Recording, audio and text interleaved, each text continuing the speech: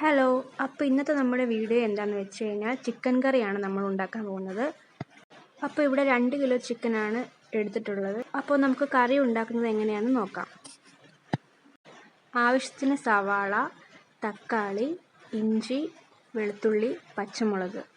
അപ്പോൾ പൊടികൾ എന്തൊക്കെയാണെന്ന് വെച്ച് കഴിഞ്ഞാൽ 2 സ്പൂൺ മല്ലിപ്പൊടി, 2 സ്പൂൺ മുളക് പൊടി, 3 സ്പൂൺ ചിക്കൻ മസാല, 1/4 ടീസ്പൂൺ മഞ്ഞൾപ്പൊടി. ക്ലീനാക്കിയ ചിക്കനിലേക്ക് മഞ്ഞൾപ്പൊടി, മുളക് പൊടി, ഉപ്പ് ചേർത്ത് നമ്മൾ നേരത്തെ തന്നെ മാറ്റി വെച്ചിട്ടുണ്ട്. ഇവിടെ നമ്മൾ ഉരുളിയിലാണ് ചിക്കൻ കറി വെക്കാൻ പോകുന്നത്. അപ്പോൾ അടുപ്പിൽ ഉരുളി വെക്കുക, ആവശ്യത്തിന് വെളിച്ചെണ്ണ ഒഴിക്കുക. വെളിച്ചെണ്ണ ചൂടാകുമ്പോൾ കടുക് ഇടുക.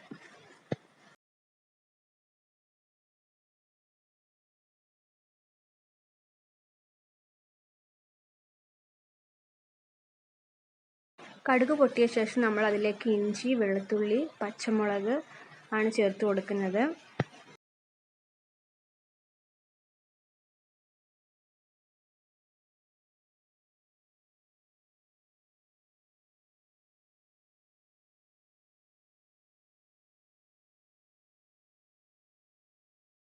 ഇതെല്ലാം കൂടി ഒന്ന് വഴറ്റിയെടുക്കുക. അപ്പോൾ അത് ചെറുതായി മൂത്ത് വന്ന ശേഷം അതിലേക്ക് കറിവേപ്പില, സവാള ചേർത്ത് നന്നായി വഴറ്റിയെടുക്കുക.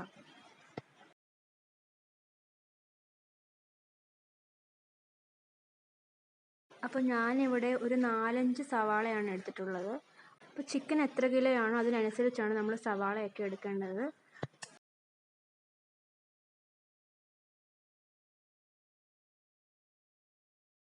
അപ്പോൾ ഇതാ നമ്മൾ ഉള്ളിയൊക്കെ നന്നായി വഴണ്ട് വന്നിട്ടുണ്ട്. അതിലേക്ക് നമ്മൾ തക്കാളിയാണ് ചേർത്ത് കൊടുക്കുന്നത്.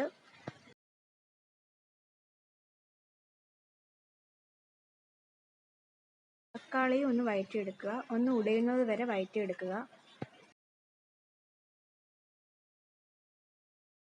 തക്കാളിയൊക്കെ ഇവിടെ ഉടഞ്ഞു വന്നിട്ടുണ്ട്. അപ്പോൾ നമ്മൾ അതിലേക്ക് പൊടികളാണ് ചേർത്ത് കൊടുക്കുന്നത്. പൊടികളുടെ അളവ് ഞാൻ ആദ്യമേ തന്നെ പറഞ്ഞിരുന്നു. അപ്പോൾ പൊടികളുടെ പച്ചമണം മാറുന്നത് വരെ ഒന്ന് ചൂടാക്കിയെടുക്കുക.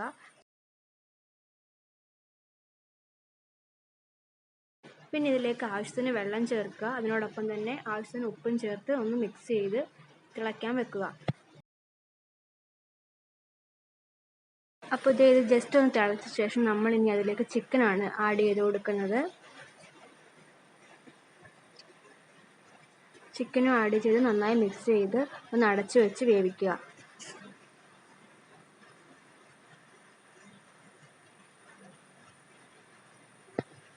നന്നായി മിക്സ് ചെയ്യുക.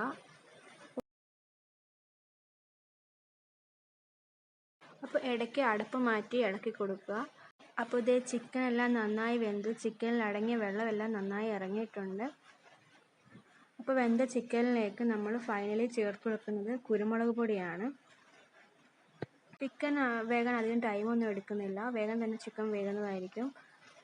അപ്പോൾ നമ്മൾ ഫൈനലി കുരുമുളക് പൊടിയും ചിക്കനിലേക്ക് ചേർത്ത് ജസ്റ്റ് ഒന്ന് ചൂടാക്കി എടുക്കുക. അപ്പോൾ ഇതേ നമ്മുടെ ചിക്കൻ കറി ഇവിടെ റെഡി ആയിട്ടുണ്ട്. ഇത് ചൂടാറി കഴിയുമ്പോൾ ഈ കറി നല്ല കുറുകിയ കറിയായിട്ട് മാറും. നല്ല ടേസ്റ്റി ആയിട്ടുള്ള കറിയാണ്. നിങ്ങൾ ട്രൈ ചെയ്ത് നോക്കുക.